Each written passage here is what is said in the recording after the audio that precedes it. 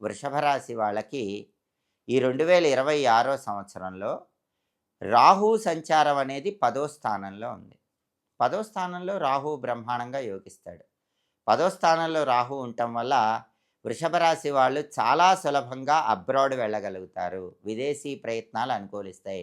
Abroad ఎళ్లి చదువుకోవాలన్నా, abroad ఎళ్లి ఉద్యోగం చేసుకోవాలన్నా, అబ్రాడ్‌లో బాగా సెటిల్ అవ్వాలని ప్రయత్నాలు చేసినా వృషభ రాశి వాళ్ళకి బ్రహ్మాండమైన సమయంగా చెప్పుకోవాలి. అలాగే 10వ స్థానంలో రాహువు యోగించటం వల్ల ఉన్నట్టుండి అతి త్వరలోనే చాలా అత్యున్నత స్థాయికి చేరటానికి కూడా రాహువు విశేషంగా యోగిస్తాడు. స్నేహితుల యొక్క సహాయ సహకారాలు కూడా చాలా అద్భుతంగా వృషభ రాశి వాళ్ళకి కలిసొచ్చి, దానివల్ల కూడా ఈ 2026లో మంచి పురోభివృద్ధి సాధించగలుగుతారు.